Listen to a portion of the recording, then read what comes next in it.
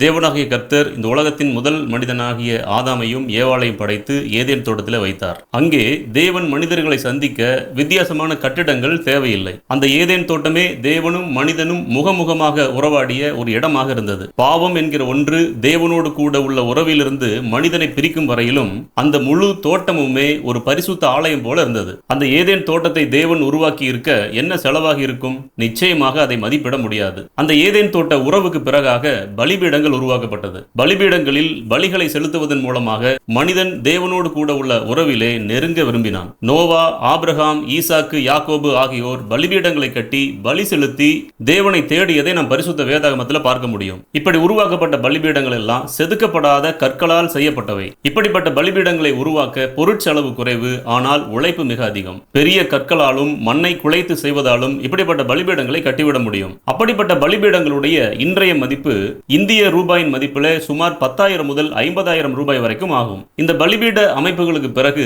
ஆசரிப்பு கூடாரம் என்கிற ஒன்று தேவனால் உருவாக்கப்படும்படி சொல்லப்பட்டது. இஸ்ரேல் மக்களுடைய வனாந்திர பயணத்தின் போது தேவன் அவர்களோட கூட இருக்கும்படிக்கு இந்த ஆசரிப்பு கூடாரத்தை செய்ய சொன்னார். இது சாதாரண கூடாரமாக இருந்தாலும் அதில் பிரகாரம், பரிசுத்த ஸ்தலம், மகா பரிசுத்த ஸ்தலம் என்று 3 அமைப்பாக அந்த கூடாரம் அமைக்கப்பட்டது. அந்த சாதாரண கூடாரத்துக்குள்ள தங்கம், வெள்ளி, வெண்கலம், விலை உயர்ந்த திரைகள் எல்லாம் பயன்படுத்தப்பட்டன. அதிலேயும் குறிப்பா தங்கம் 1 டன் அளவுக்கு பயன்படுத்தப்பட்டது, வெள்ளி 3.5 டன் அளவுக்கு பயன்படுத்தப்பட்டது, வெண்கலம் 2.5 டன் அளவுக்கு பயன்படுத்தப்பட்டது. அவைகளினுடைய இன்றைய மதிப்பு என்ன தெரியுமா? சுமார் 850 கோடியிலிருந்து 1200 கோடி ரூபாய்கள் வரைக்கும் செலவாகி இருக்கலாம். அந்த ஆசரிப்பு கூடார அமைப்புக்கு பிறகு சாலமோன் ராஜா மூலமாக ஒரு மிகப்பெரிய எருசலேம் தேவாலயம் கட்டப்பட்டது. இஸ்ரவேலர்கள் கானானிலே குடியேறின பிறகு தாவீதரசனுடைய இருதயத்திலே தேவனுக்கு ஒரு ஆலயம் கட்ட வேண்டும் என்று ஒரு விருப்பம் தோன்றியது. ஆனால் சாலமோன் தான் தேவாலயத்தை கட்டினார். இந்த ஆலயம் தேவனுடைய மகிமை தங்கி இருந்த ஒரு ஸ்தலமாக கருதப்பட்டது. ஆனால் அது பிற்காலத்திலே அநேகரால் இடிக்கப்பட்டது.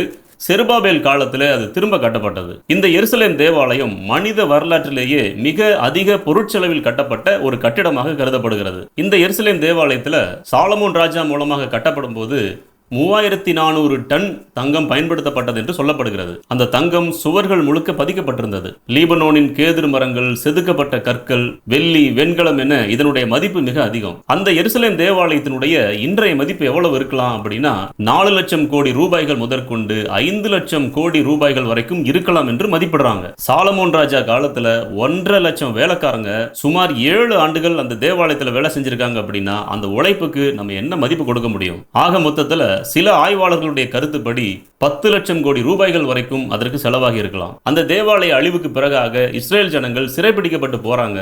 திரும்பி வந்த பிறகு சிறு சிறு ஜெபாலயங்களை கட்டுறாங்க. ஒரு சாதாரண ஜெபாலயம் அப்படிங்கிறது 200 முதல் 300 பேர் வரைக்கும் அமரக்கூடிய ஒரு இடமாக இருந்தது. நாம் இன்றைக்கு காணக்கூடிய ஒரு சமுதாய கூடம் போல, ஒரு சிறிய கல்யாண மண்டபம் போல அந்த ஜெபாலயங்கள் இருந்தது. அது கற்கள், தூண்கள், மரக்கூரைகள் இவைகளை கொண்டு அமைக்கப்பட்ட ஒரு சிறிய அமைப்பு. ஆனா அவைகளுடைய இன்றைய மதிப்பு சுமார் 2 கோடி ரூபாயிலிருந்து 5 கோடி ரூபாய்கள் வரைக்கும் ஆகியிருக்கலாம். இப்படிப்பட்ட அமைப்பு இஸ்ரவேலர்கள் மத்தியில் இருந்த போதுதான் ஆண்டவராகிய இயேசு கிறிஸ்து இந்த பூமியில பிறந்து வந்தார்.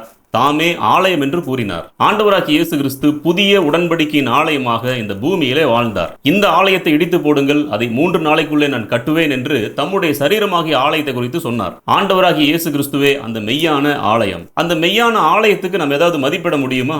வானத்தை பூமியை படைத்த சர்வ வல்லமை உள்ள தேவனுடைய ஒரே பேரான குமாரன், வார்த்தையாகிய தெய்வம், திரியேக தேவன்ல ஒரு அங்கமாக இருக்கிறவர். இவர் மனிதனாக இந்த பூமிக்கு வந்தபோது மெய்யான தேவனுடைய ஆலயமாக அவரே இருந்தார். அவருக்கு ஏதாவது மதிப்பிட முடியுமா? நிச்சயமாக மதிப்பிட முடியாது. அவர் ஒப்பற்றவர், நிகரற்றவர், விலை மதிப்பு அற்றவர். அப்படியே நாம் இன்றைய சபை கட்டிடங்களை நம்ம நோக்கி பார்த்தோம்னா ஒரு நவீன திருச்சபை கட்டிடத்தை கட்டுறதுக்கு அதனுடைய வசதிகளை பொறுத்து விலைகள் மாறுபடும். சாதாரண நிலையிலிருந்து விசேஷித்த நிலை வரைக்கும் நம்ம பார்க்கும்போது சுமார் 1.5 கோடி ரூபாயிலிருந்து ஆரம்பிச்சு சுமார் 50 கோடி ரூபாய் வரைக்கும் கூட ஒரு சபை கட்டிடத்தை இன்றைய நாளில கட்ட முடியும். அதை தாண்டியும் கட்டுகிறவர்கள் இந்த பூமியில இருக்காங்க. ஆனால் ஒரு குறிப்பிட்ட காரியம் என்ன தெரியுமா?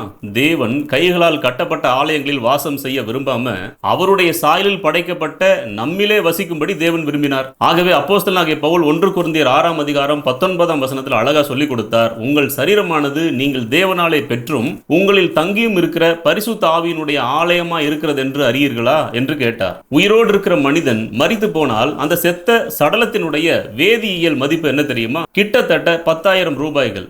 ஒரு ஸ்மார்ட் போனுடைய விலையை காட்டிலும் மிக குறைவான விலை தான் ஒரு செத்த சரீரத்தினுடையது.